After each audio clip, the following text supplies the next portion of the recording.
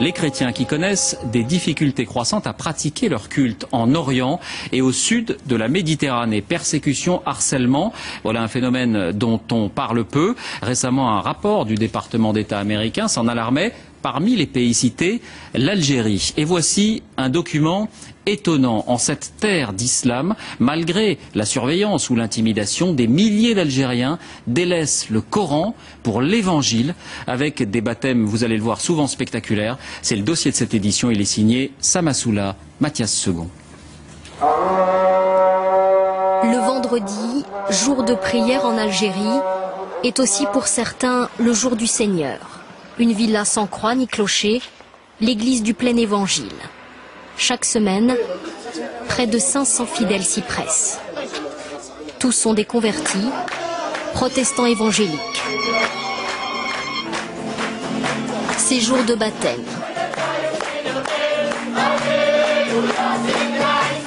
Des hommes et des femmes nés musulmans vont embrasser la foi chrétienne.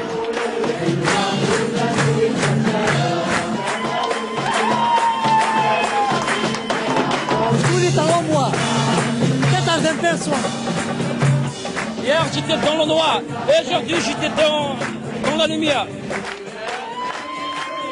La plupart des familles sont là, parents, grands-parents, déjà devenus protestants.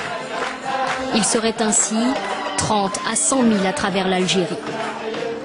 L'œuvre de missionnaires évangéliques étrangers, aussi discrets qu'efficaces, mais pas seulement. J'ai découvert Jésus à la télévision, ça m'a touché. Ça fait 2 mois que je suis convertie, comme mes enfants. 10 chaînes de télévision chrétiennes atteignent ainsi les populations les plus reculées. C'est la force de l'offensive néo-évangélique en Algérie. Alléluia, Alléluia. Si ces convertis-là ont choisi d'afficher leur nouvelle foi, d'autres préfèrent rester discrets. Dans l'islam, renier sa religion, c'est encourir la mort. Et cela porte un nom, l'apostasie.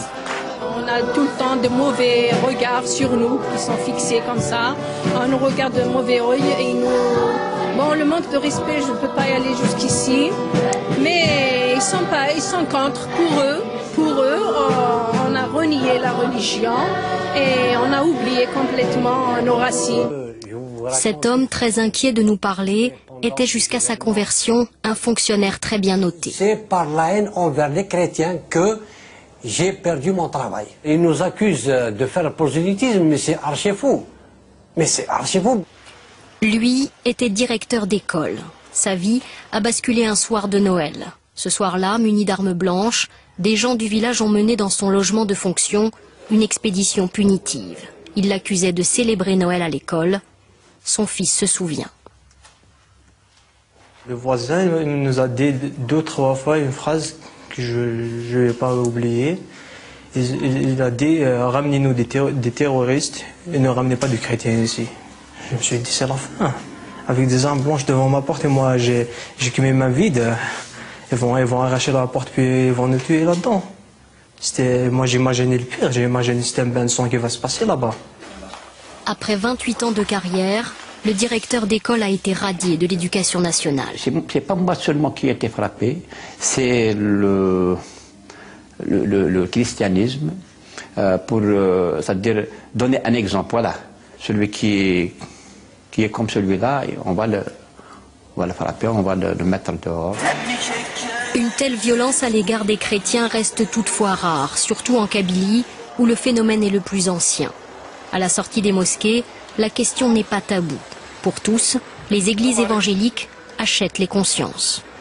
On n'a pas encore vu quelqu'un qui a de l'argent, il a entré en chrétien. Toujours c'est des pauvres qui rentrent en christianisme. Tu as compris comment? Parce qu'ils donnent d'argent. Ils donnent des appartements, d'argent, des visas. Le gouvernement algérien qualifie le phénomène néo-évangélique de néfaste. Il a adopté une loi qui punit le prosélytisme de peine de prison.